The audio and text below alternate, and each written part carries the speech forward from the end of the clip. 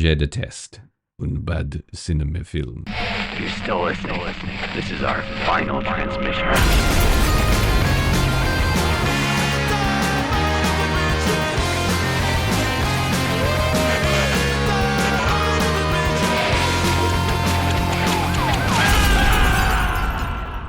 We're here. Jamie, how's it going?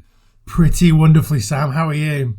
God, never been better, bud. Never been better. You're lying. Tell the people about the shit that's coming out of your ass right now. I've been a little bit unwell, but I'm on the fucking rebound. I feel like $1 million. Seeing your face has pulled me out of the toilet. I feel great. Well, good. Speaking of the toilet, we're going to talk about The Curse of the Crimson Altar. Yes, we are. Tygon Productions movie, which, you know, I already know that you're a huge fan of, and that was brand new to me. This movie is from 1968, I believe. Correct. Operates under an alternative title, The Crimson Cult, and has some Euro titles as well. How did you come across this particular piece of British cinema? So this is one that's relatively new to me. I first saw this maybe in the last 3 years. Okay. And I was just going through Prime, and it was there, and on the little sort of thumbnail, there was like the Blue Witch Lavinia, and I thought, this looks suitably good and dumb. Obviously, it's got Christopher Lee and Boris Karloff in it, so I was like, yeah, let's give her a spin, and I loved it. Spoiler alert, I'm a big fan of this movie. It's not what I would describe as good.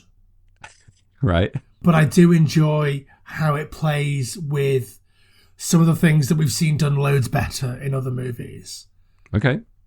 So as an aficionado of movies of this particular genre, did you recognize Barbara Steele on the cover, or did it take you a minute to recognize who the blue lady was that you were looking at? Yeah, no, I didn't think I recognized Barbara Steele right away. It was only when she's in motion in that opening scene where I dragged my gaze away from the fetish leather nipple pasties lady with the whip long enough to go, oh yeah, that's Barbara Steele. Yeah. I mean, those scenes are quite distracting in many ways. There is a lot of good, fun bondage in this movie. It's got to be one of the biggest sells for me is just how much Dirty Dungeon bondage 60s style there is in this film. Yeah.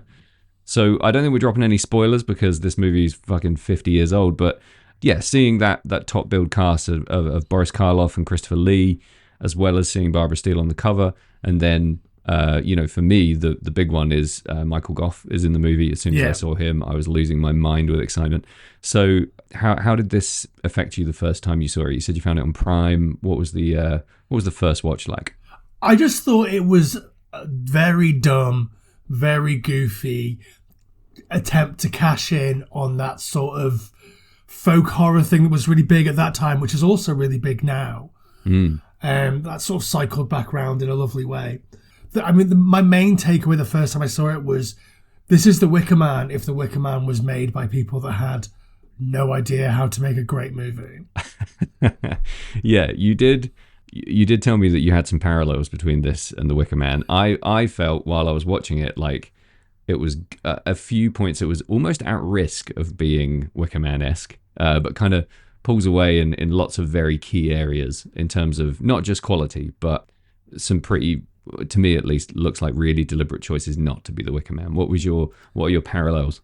Well, I mean, I think we'll get into that a bit more because I kind of wanted to, because we'll probably never cover the Wicker Man, because what can you say about the Wicker Man that hasn't been said a million times before by people who are far more articulate than us? Yeah. But I sort of wanted to maybe backdoor a Wicker Man episode off the back of this. Nice. So I think we'll get into the Wicker Man parallels a bit more. I think it's worth saying it's pre the Wicker Man. It's before Robin Hard and Yancey Schaffer even wrote the novel that the Wicker Man was ultimately based on, which they kind of were doing in tandem with making the film. So it's not that it's a rip-off of The Wicker Man. It almost feels like a spoof of The Wicker Man to me. Yep. It's more that this sort of plot and this sort of story was really in the zeitgeist. People were fucking terrified that there were gangs of satanic witches running around the countryside luring in very horny antique dealers to try and get them to, I don't know, sign the black book or whatever. Like, people were genuinely worried about this. I mean, it's stuff that comes straight out of a Dennis Priestley novel. Priestley? It's stuff that comes straight out of a Dennis Wheatley novel. Or a J.B. Priestley novel, for that matter. Oh, yeah, sure. Yep. So, like, it really captures that, but in a way that is super low rent, whereas The Wicker Man deals with it in a very sort of nuanced and interesting way. There's nothing nuanced and interesting in Curse of the Crimson Altar. It is horny people getting into stupid situations because they're horny. It could have been made in the 80s. Do you know what I mean? Yeah, it has such an 80s feel. You just took the corn right out of my ass with everything you just said. That's absolutely perfect. Speaking of, backdoor Wicker Man, this is sexier. It's much more comic book than if the Wicker Man is heady and cerebral and mystical and interesting and ladled with thrills, this is the polar opposite in every way. But you're right, you somehow walk away charmed. So do you want to give us a little synopsis? You've just teased that we're dealing with a main character who is, an antiques dealer. Do you need to say more? The guy is not exactly what you might call a whirlwind of charisma. But maybe if you can break the movie down for us a little bit.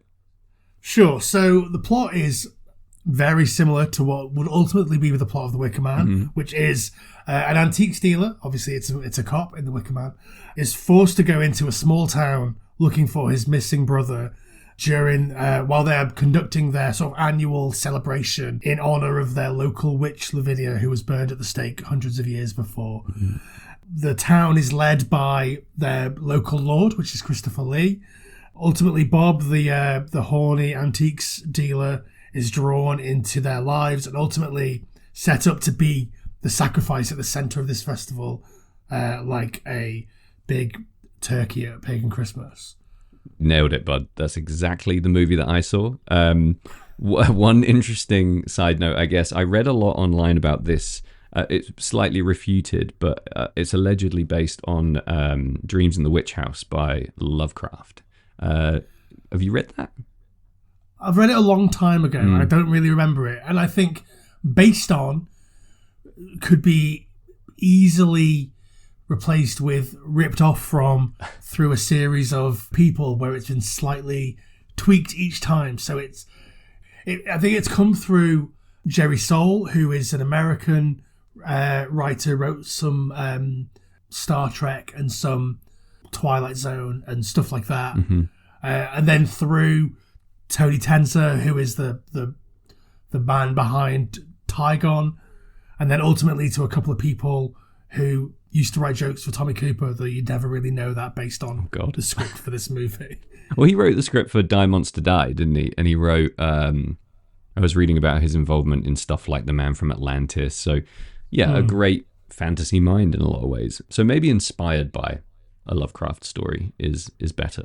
But it's definitely taken in a completely different and unique direction and put in a very sort of quintessentially English setting that, most English people are going to immediately recognize.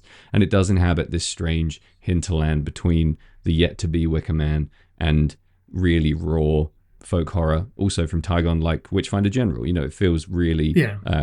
It feels like it has its place in that catalog. Do you rate it in the Tygon movies quite highly, or where would you put it? Because they didn't make a million movies, right? No, I think there are 3 Tygon movies that are worth talking about. This is one of them. Witchfinder General is one of them, and The Blood on Satan's Claw is the other. Which you love, right? Everything else, I mean, obviously, yeah, it's a classic. Yeah, and it's interesting that they're all sort of folk horror stories. Everything before that is basically. I'll rattle off a couple of my favourite Tygon titles from before they moved into horror. So there is The Magnificent Seven Deadly Sins. Yeah. And there's My Bear Lady. I mean, say no more. Why go into horror when you're already nailing soft erotica? Like, why touch it? This is great. Well, I mean, with this, we are towing the line between the two, aren't we? There is a lot of...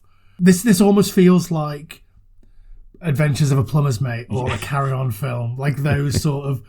Like, your main guy, Bob, is so desperate to bang literally anyone that will even look at him. Yep. Which is one of the interesting things that is completely plays at odds with the Wicker Man, because obviously the reason that the Wicker Man is ever sexy is because Britt Eklund obviously is Britt Eklund and is amazing, but like the sexuality in the Wicker Man feels so forbidden, and like Howie is fighting it throughout, and you feel like you have to fight it too, whereas in this it's all just on the table. Like, do you reckon this double bed is big enough to fit two? Yeah, obviously it is. It's a double bed. What the fuck are you talking about? Yeah, it's, you know, the allure of the sexuality in the Wicker Man it comes from repression, right? It's puritanical.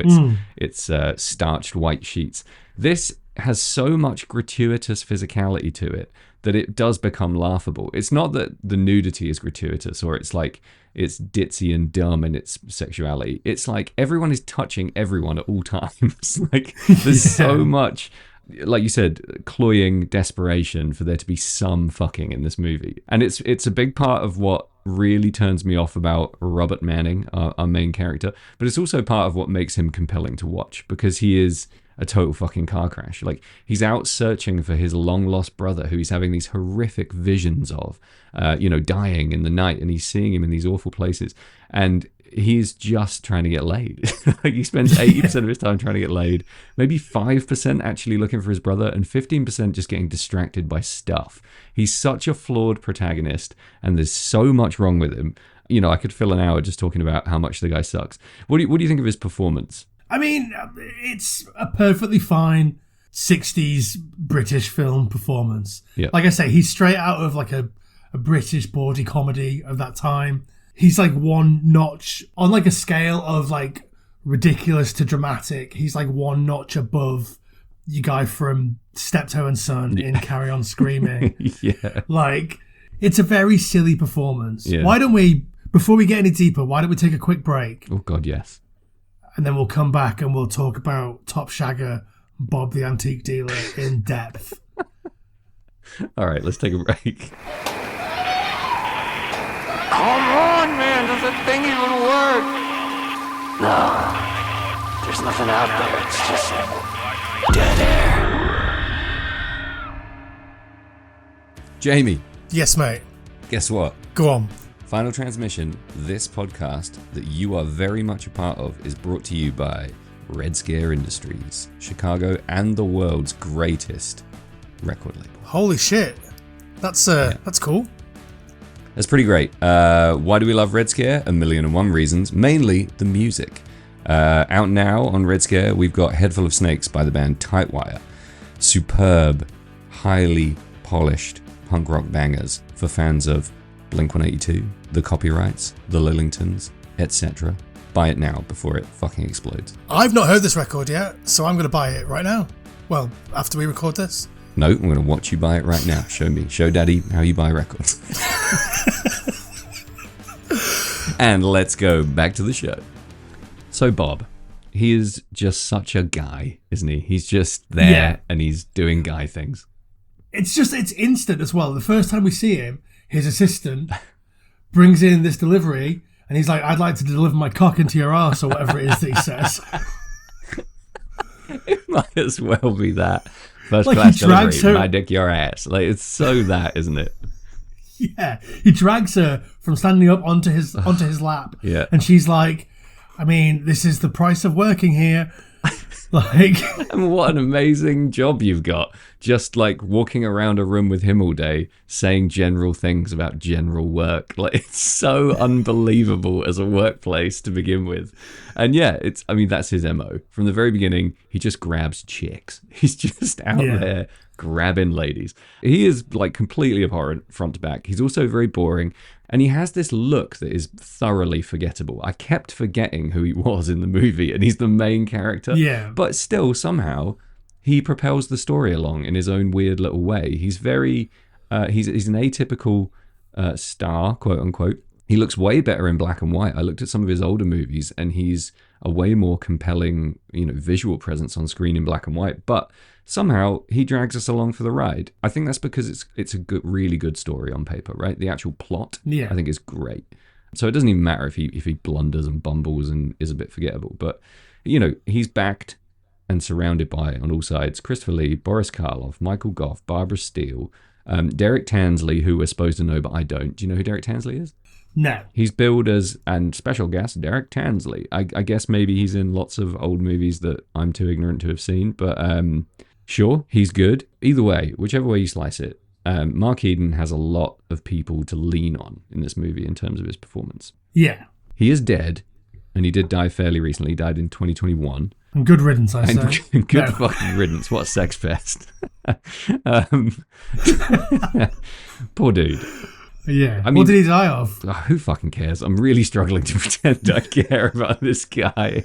No one would shag him. Yeah. Everyone kept directing him back to his own bedroom. Yeah. And therefore... he didn't get laid for like 2 days and he just dropped dead. So, we spend a lot of time with this guy, and through him we meet a very colourful cast of characters. One of his first sort of noteworthy moments is, I guess he attempts an act of chivalry. There's a woman, a scantily clad classic 60s babe, just running in the woods. And it looks very ominous. It's actually played quite well for I guess, subtle terror. And he drives up and he tries to rescue this woman, and then he kind of gets beaten up by a bunch of guys who are just playing a strange game of cat and mouse, kind of. So we do see that maybe he has some semi-noble intentions, but then immediately we find out he's just trying to bang everyone, and they end up making out in the headlights for no reason. Yeah, so an interesting thing here is that obviously he lands in this town, the name of which I've completely forgotten, and they're celebrating... It's like their witch's night or whatever they call it, and they're celebrating their witch Lavinia. But I never really get a sense of, and this is again going back to the Wicker Man, who's involved, who knows what's happening, who cares what's happening. Do all these people just see this as an excuse to shag each other and everyone that they've ever come across in the town? Like, why are they partying? Yeah, so this party is our first like major scene, and it's lots of people in very interesting costume or lack of, and they're doing stuff like pouring champagne on their boobs. They're painting each other. They're on like piggyback, running around painting each other with these long paintbrushes. And I took it as initially we're being introduced to some kind of just rich kid, nihilistic party that was happening in this mansion. And then, we're told it's not really that a couple of them live there and they're just having like a run-of-the-mill average everyday weekend. And we see none of these people again for the rest of the movie, by the way, apart from one character. Yeah, we just get Eve, right? And she sort of is the thing that carries through to the rest of the film. I think the party is meant to be like, because it's witches' night or whatever. So we're doing all these things that feel sort of folky, and like where I used to live in West Yorkshire on May the 1st, they would do a thing called Pace Egg, where you throw an egg down a hill and everyone would run after it. People would have dragons and stuff. It's like that sort of weird stuff. And you get a sense of that with the painting and with everyone's got their boobs out or whatever. But it doesn't really factor into anything. And in The Wicker Man, that is done really, really well. Obviously, we understand what people's motivations are. Even when we don't know what their actual motivations are, we know that something funny's going on, and we buy into what they're thinking or what they might be thinking. Whereas in this, it's just, here's a scene, scene's over now, here's the next scene. Yeah, you're right. Wicker Man, we know immediately, even if we don't fully understand the ritual or the meaning behind it, we know that there's something ancient happening and being celebrated by a group of people who are doing respect to the tradition by dressing and doing certain things.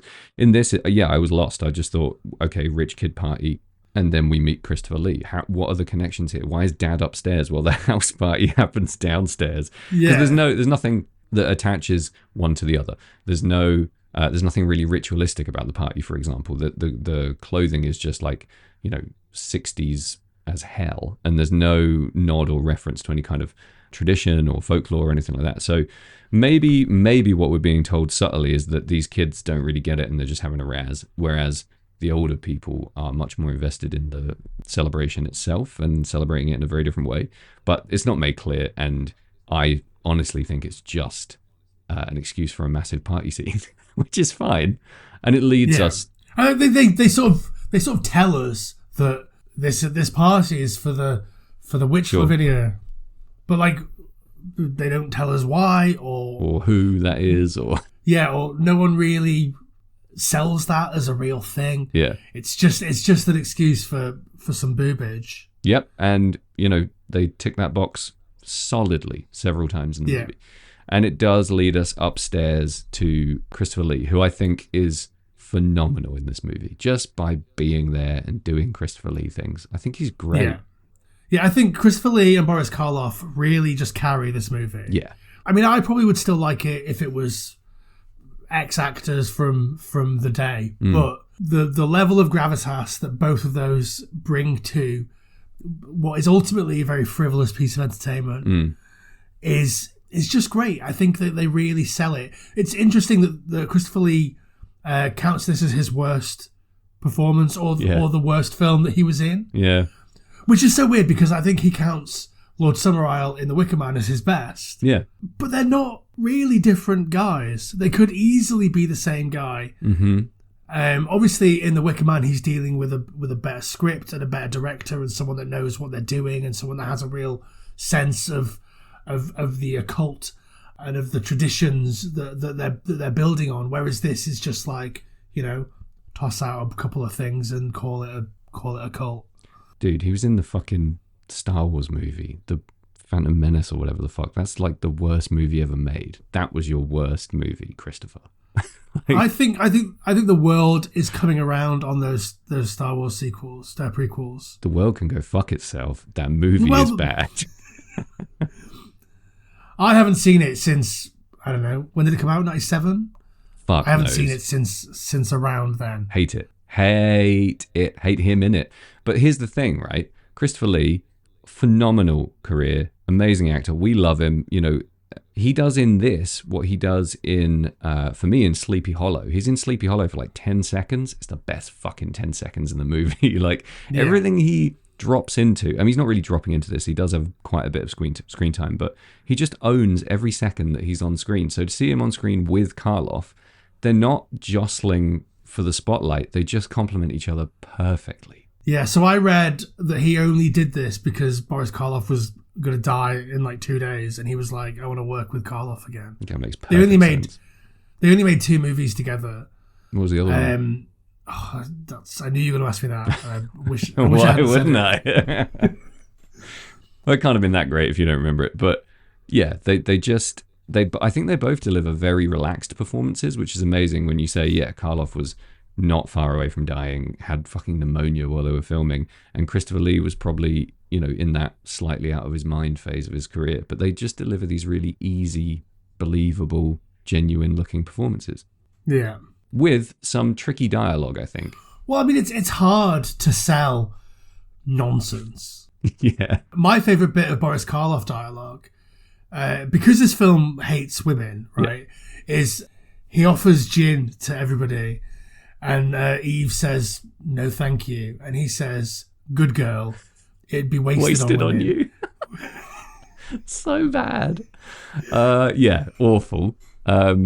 His best line has to be about his collection. Do you remember that line? Oh, torture. Instruments of torture. That's it, yeah. Well, what is it you collect? Instruments of torture. Just really mischievously delivered, but not over the top. A lot of people hammer Karloff for being over the top, or for, he can't win in a lot of people's eyes. He's either over the top or he's not doing anything. He's just grunting. But I think he delivers a really nuanced performance in this with some tricky material. And I think Christopher Lee does the same. He's so calm and immediately menacing. I find Christopher Lee makes me uneasy throughout this whole movie because he's lying all the time. And he is lying so convincingly that you never really know where you stand with him, right? Yeah. I think the reason that people might think that Boris Karloff is over the top, particularly in this movie, is that every time he says anything, the soundtrack goes, ring. Yeah, I mean, the soundtrack in this movie, the less said, the better, really. I mean, I love it. I think it's amazing. Like, it's so stock music. Yeah, it's so whimsical. It sounds like Looney Tunes. It's the sex music is hilarious. It is actually, the stings are so good. There's so many stings. Anytime anyone says anything, there's a sting after it. I love that. Yeah, I think it's like this movie was directed by Alfred Hitchcock falling down the stairs. Like, it's just... That's brilliant. with a boner. He's tripped over his boner and he's falling down the stairs. There's a bit in this that has the same stock music as Monty Python and the Holy Grail. That tells you everything you need to know about the process of selecting music for this film. I think it's great. Yeah, apparently the American version, which I don't think either of us have seen, had a recomposed score and is borderline 80s sounding, apparently, and it changes the whole thing.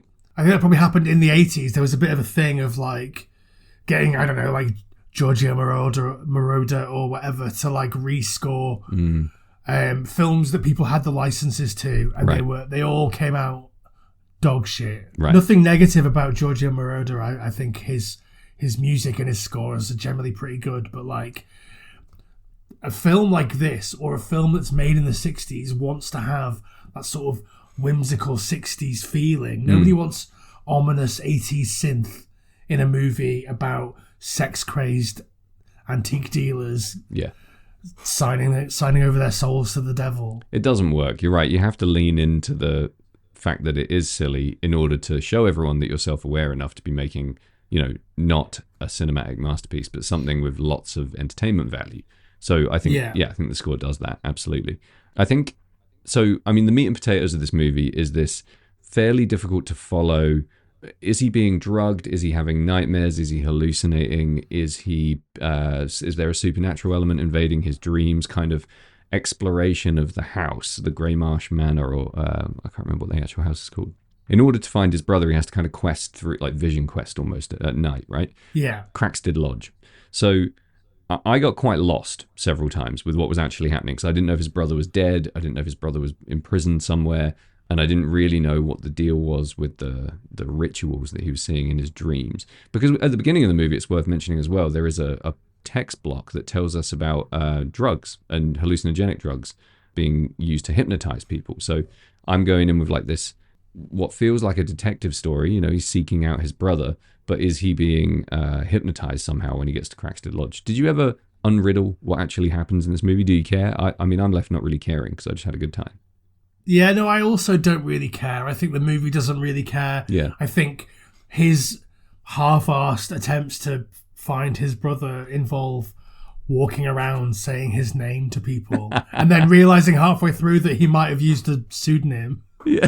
Yeah, exactly. He knows that he has this pseudonym that he uses all the time and just that doesn't enter into his thinking when he's looking for the guy.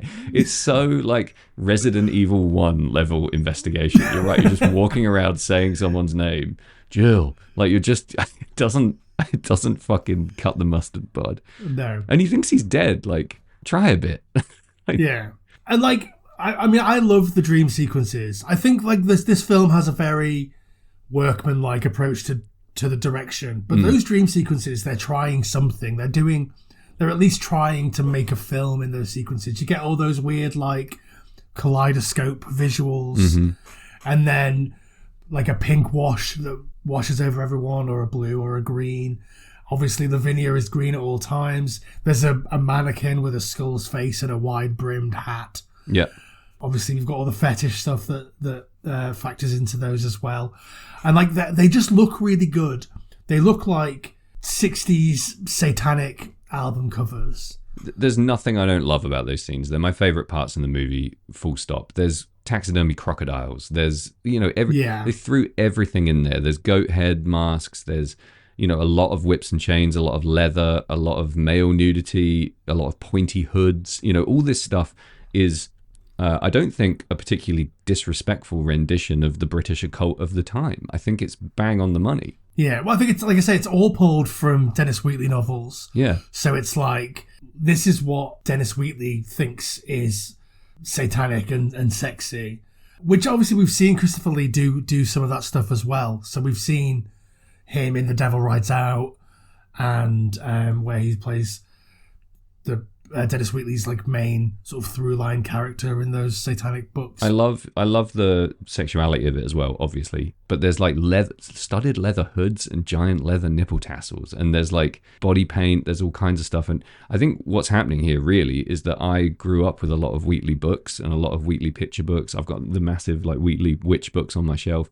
right now, and to see that played out in color in a fucking dungeon is badass. The costume work is brilliant. I think Lavinia's costume is absolutely awesome. Yeah, it's amazing. And there's no bad artwork associated with this movie. All the alternate covers and the posters and everything I've seen are fucking great. They pick all the right stuff from those scenes and put them in there. And Bob is not on the cover of any of them. Well, why would he be? I know. Just an antique dealer holding a candlestick with a raging erection. Like, nobody needs to see that. Oh, God. He knows fuck all about antiques. It's hilarious. He looks like he's never seen a candlestick in his life when he sees that first candlestick. Like, he holds it, he turns it upside down and says, sometimes these come in pairs. Yeah, dude.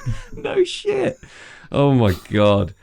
But that's the thing, right? We're at the point of absurdity with him, so it becomes fun. I'll be honest, the first time I watched this, I missed a lot of the fun. I was just a little bit dumbfounded by the collision of the occult and all the occult iconography and visuals that I love clashing with this era that I don't love. And I don't love the look of it, and I don't love the people. I don't love the same thing you don't love about this, where everyone is so posh for no reason. And it's impossible to discern like who's rich and who's just posh. So, I mean, we need that in British cinema. I think we need to know where we stand class-wise. I think it's just ground into us. Yeah, it'd be like watching an American film and not knowing who was black and who was white. Or who's the fucking redneck? Like, yeah, exactly. We need these, we need these characterizations to understand the context. And it feels like a dumb like younger person thing to say, but I don't know where the fuck I stand with half these characters. So I didn't find the fun the first watch, but I did the second watch. And I think there's a class element in this movie that kind of passes me by a little bit. The whole Crackstead Lodge thing, the brandy gags, like that brandy gag is a long game gag. Boris Karloff cannot deal with the fact that Bob does not sip, savor, audibly enjoy, and make lots of faces over his brandy. He just necks it every time, and he fucking hates that. But to me, Bob is a fucking posh boy antique dealer. He should know his brandy. Do you know what I mean? I just get lost. So that part of my first watch was me being too uptight. Second watch, my advice, I prescribe a big old swaller of whimsy if you're going to watch this movie, because it does get really fun when you just let your guard down and let the good times roll. I think that's the key, really, is that you can't go in expecting the Wicker Man. No. I was duped by the cover. The cover proclaims so much dark occult activity, and it delivers kind of a fairground ride version of it. It's Universal Horror Nights. It's great, but it's not what they're telling you it's going to be. Yeah, it's a haunted house at your local fair. Absolutely. You've got loads of stuff that is there that you just have to get through to get to the spooky colours and the big scary witch. And this would be a sick haunted house, wouldn't it? Yeah. Oh, it'd be amazing. I think next year for Halloween I might go as the mannequin with the skull head and the wide brim hat. Yeah? And just stand very still. If you do, I'll go as Lavinia. Deal? Absolutely. Nice. Lavinia. I tell you what. I'll go as the nipple tassel lady. Yeah.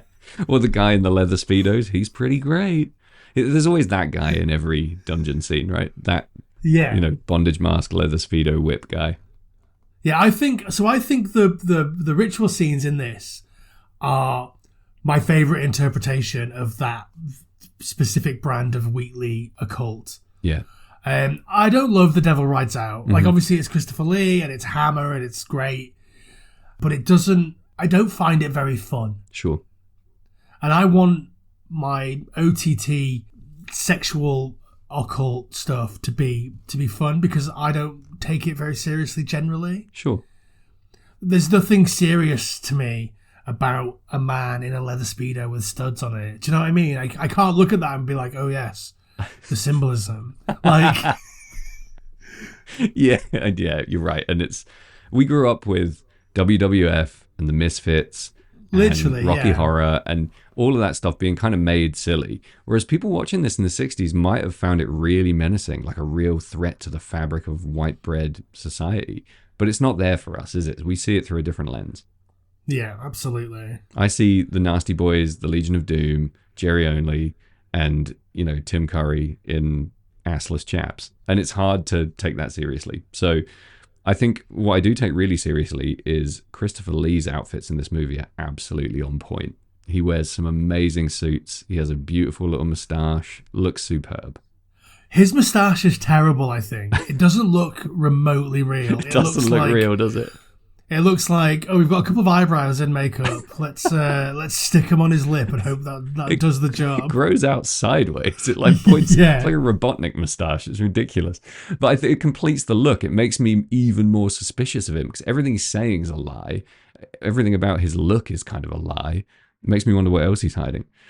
So are there any other like real high points in this movie for you? I think the whole whimsy, once I lent into it, absolutely. And the ending for me was tricky, but when I realized it from about the 50-minute mark, it's a Scooby-Doo movie, I was 100% fine with it. Yeah. I think the ending I have a bit of an issue with because you know that this movie is, 87 minutes long, and you're at like 86 minutes and 30 seconds, and you're like, they're gonna end this at any point. Yeah. When do they start the third act? Like, what's happening?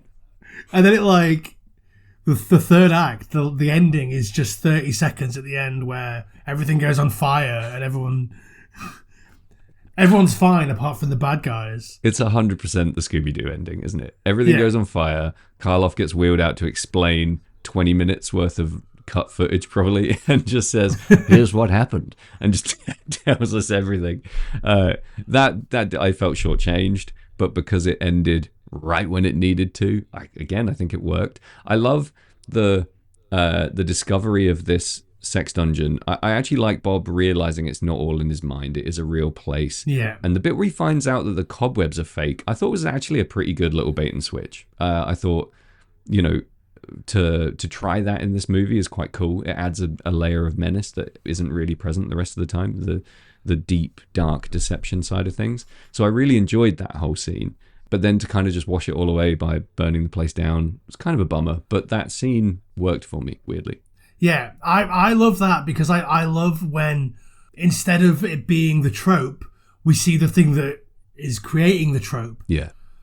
Like, I mean, to a lesser extent, in the film Tammy and the T-Rex, the soul of Tammy's boyfriend embodies an animatronic dinosaur that is an actual animatronic in the movie. Like, it's an animatronic. Right, cool. Instead of it just being in a dinosaur. So the idea that we see the special gun that they probably use to actually make the cobwebs in these movies, like building that in is a cool thing to me. It adds an extra weird layer of like, okay, this movie's trying to fuck with us in a way that it never really succeeds. Yeah. But I just enjoy looking at the trope, thinking, okay, here comes the trope because this movie is full of fucking tropes, and then we, I guess, slightly subvert that.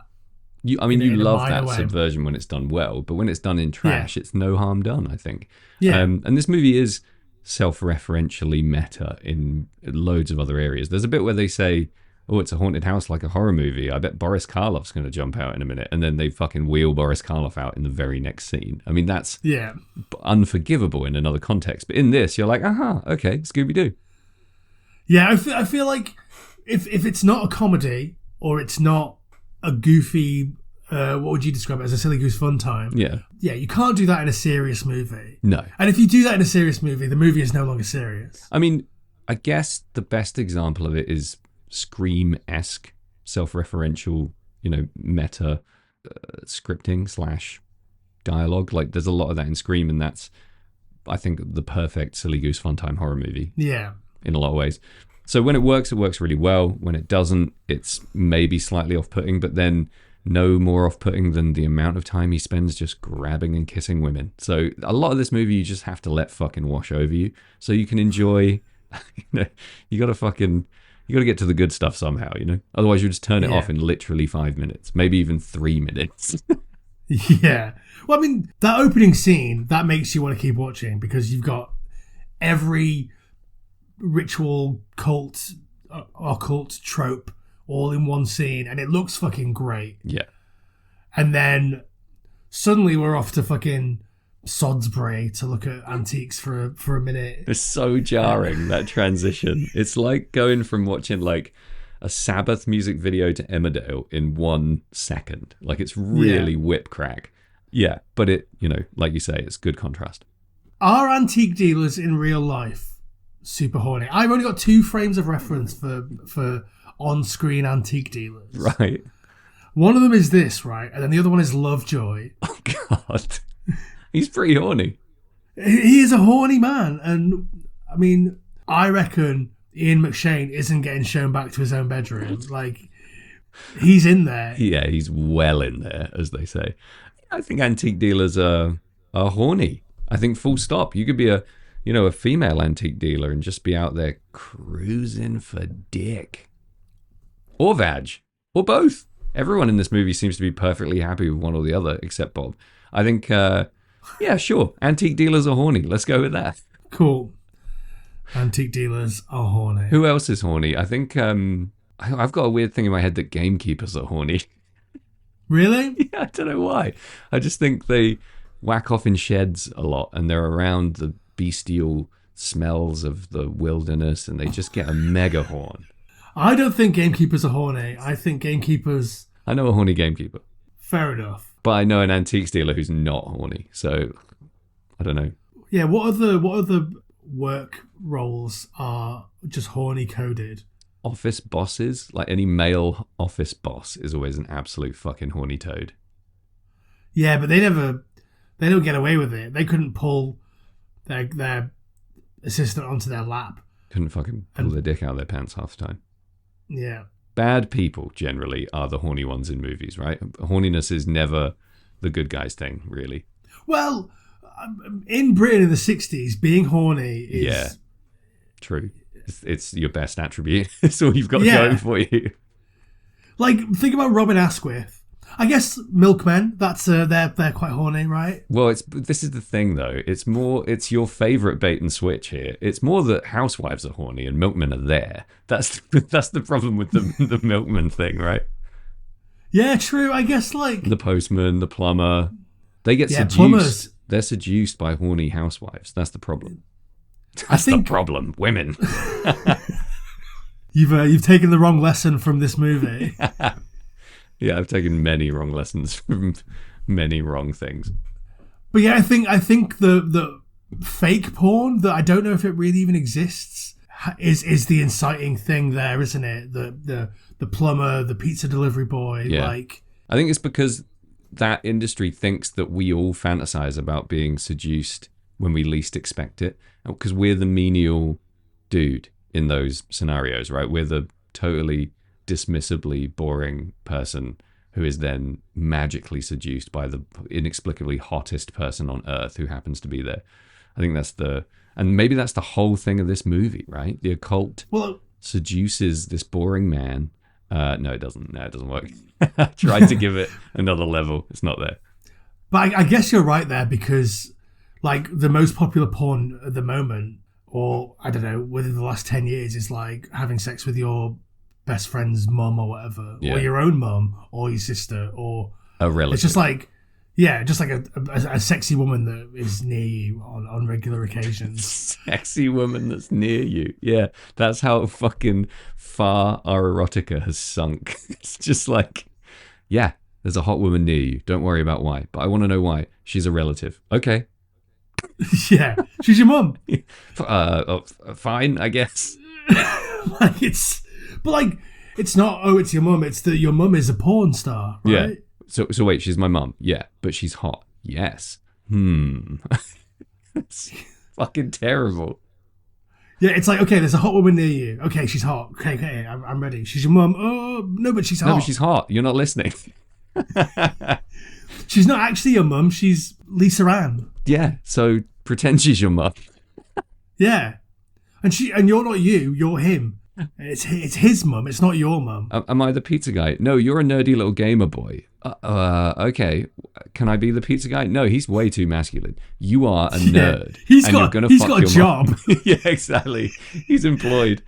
Oh, Jesus. He's not a 13-year-old boy that has wandered into X.com or whatever.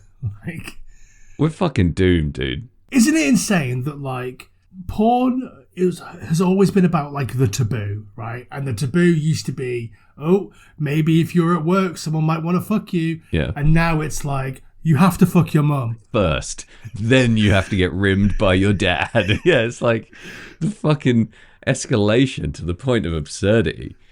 It's like we're so apathetic to like what was taboo 20 years ago that like soon it's going to be aliens are real and you have to fuck them. But that is a thing, isn't it? Like when all those documents were declassified, there was a huge spike in people looking for alien porn. Like anything that happens that is culturally significant becomes eroticized. And the porn industry is so quick now that it can turn it around overnight. It can just be like, Brexit, let's go. Have a load of Brexit porn. It can just fucking pump it out. Here is the entire British populace being fucked by a load of Tories. A load of buses, yeah. You want to see Farage getting bukkakied? Here it is. We made it 5 minutes ago. All yours. It's crazy. Can't say I hate it, but I can't say I love it. It's just weird, isn't it? That like we're so desensitized. Like think about in the 60s, there were stag films, but if you wanted to get your dick hard, you were watching movies like this. You were watching Carry On movies. You were watching Adventures of a Plumber's Mate. And now, it's the quaintest thing in the world. They show at like 3 p.m. on BBC Two. Yeah. Like, and the stuff that gets people's dicks racing is like, literally, here is your mum, your sister, and your auntie. Which one are you going to fuck first? Like... Dude, gets your dick racing is the best expression I've ever heard. Just imagine like a line of racing dicks all going towards your auntie. Yeah, I guess the thing with porn is that it's not actually your mum. If they, I don't know, in 10 years' time, Elon Musk will have invented a thing that invades your brain and inserts your mum's head onto any porn that you watch. Good grief, Jamie. Like, that's going to happen. It's science. It'll be the metaverse. Yeah, fuck your mum in the metaverse. Fucking hell. Take your dick to the races. Fuck your mum in the metaverse now. We got the marketing campaign nailed. Yeah. Zuckerberg. Hit us up. We've got so many ideas.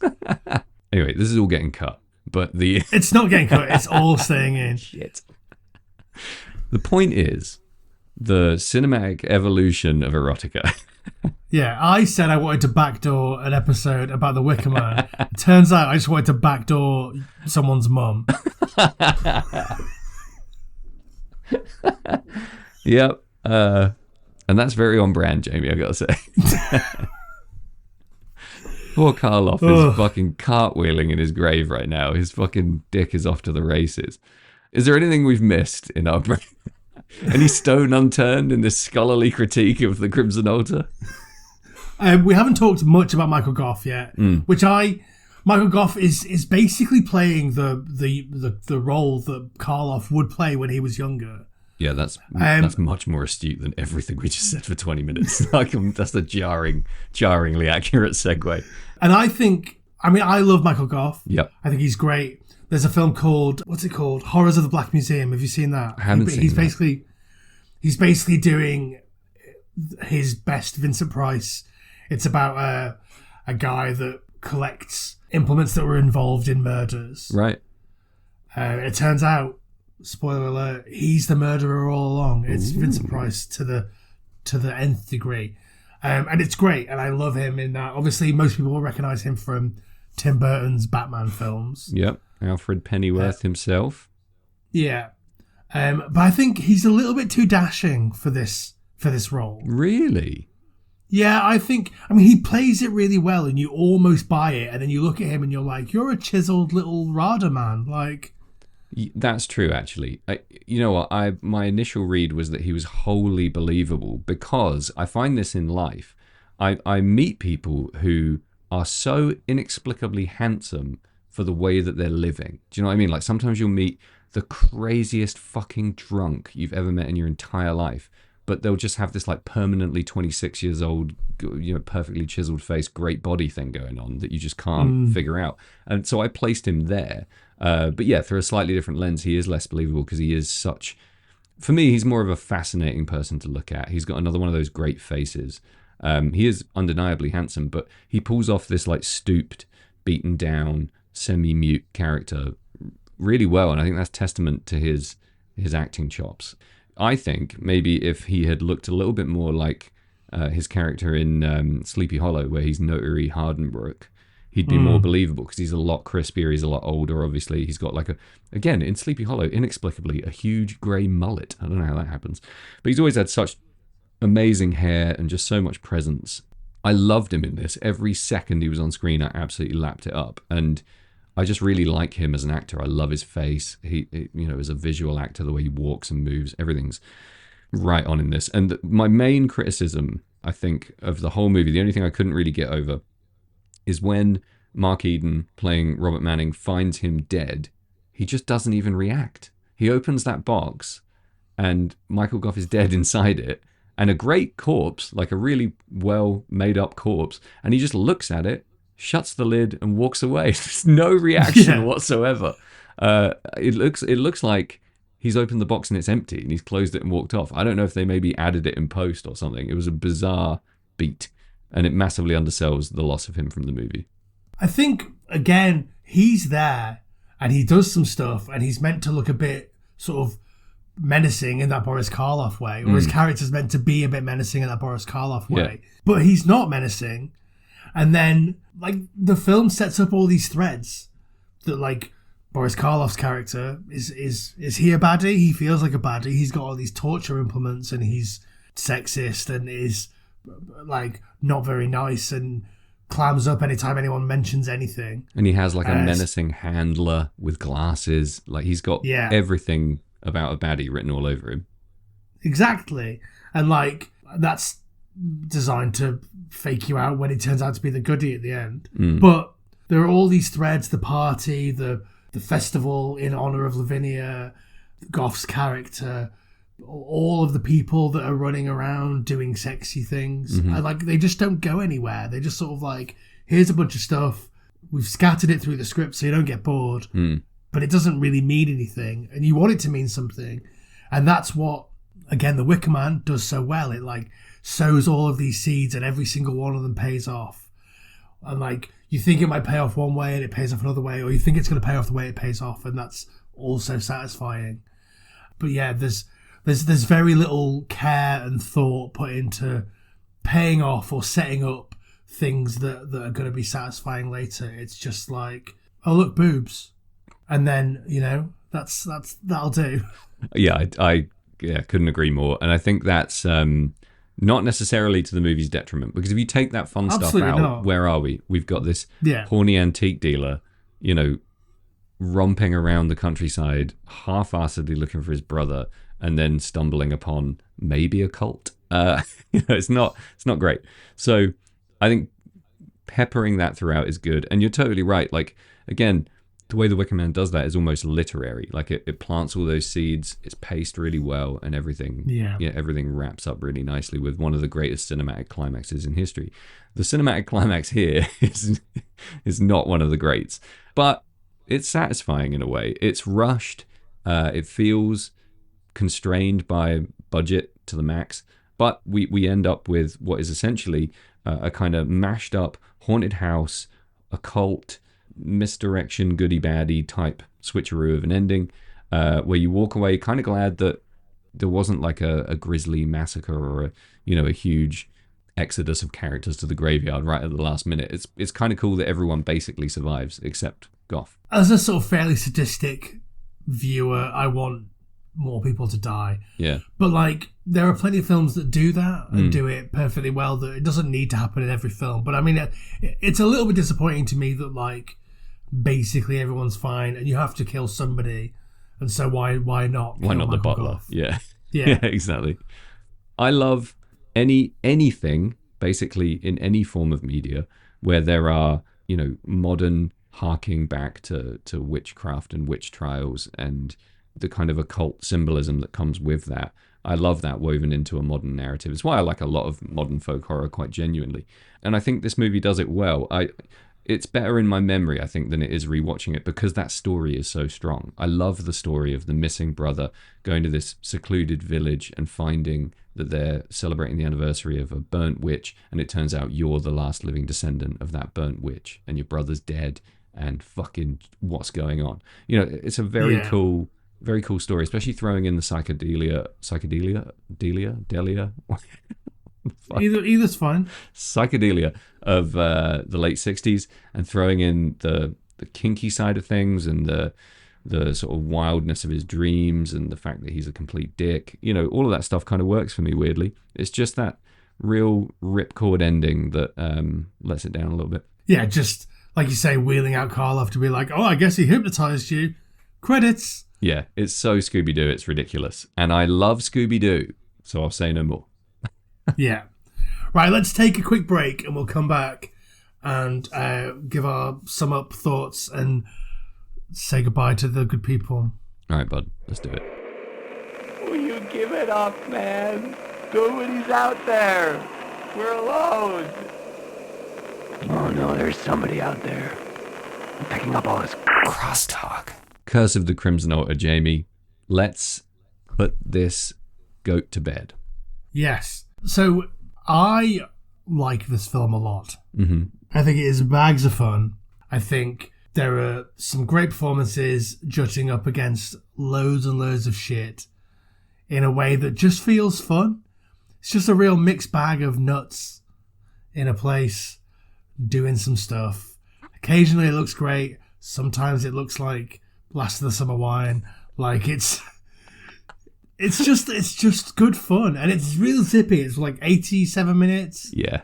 If you watch the American cut, it's like 50 minutes because they cut all the sexy stuff out. Yeah. Yeah, if you want the abridged version. I'm a real sucker, like you say, for this sort of folk horror type story. The modern, and I guess the most modern a person could be in 1968 was an antiques dealer because they're already fucking around with the past. The modern jutting up against the very ancient or creepy and old.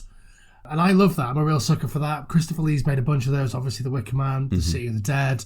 Like, oh God, I love City of the Dead. Yeah, it's great. I really love folk horror, and this is one of them. So I have to love it. There you go.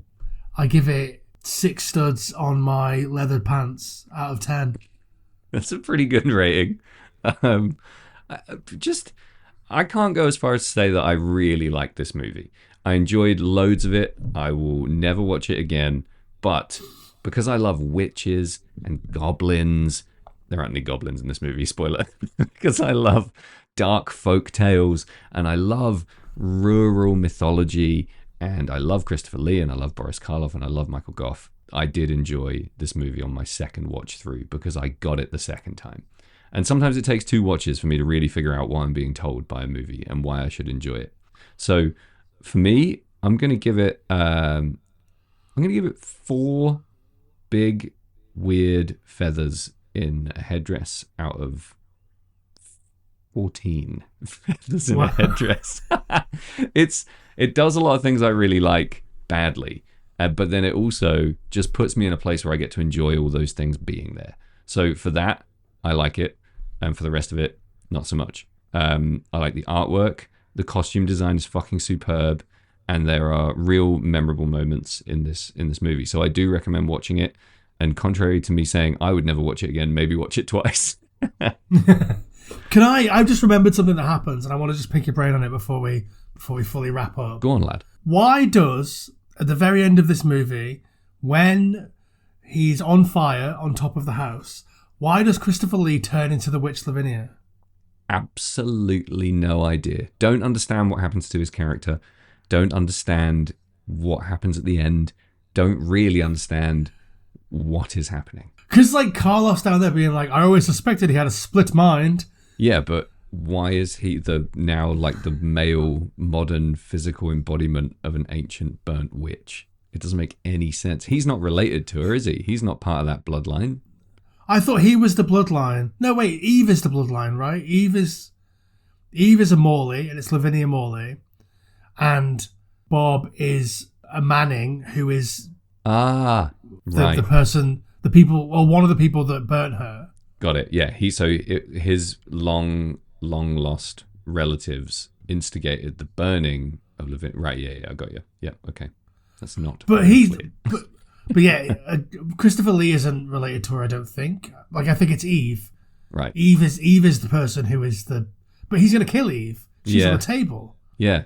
Is it purely just a visual to show us?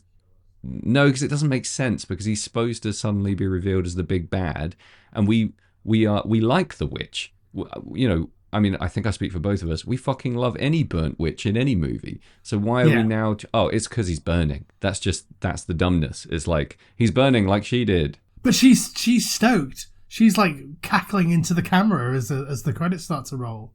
Maybe they just couldn't have such a downer ending where both of them are burning in pain and one of them is having a good time. It's bad, dude. I don't know. It doesn't land.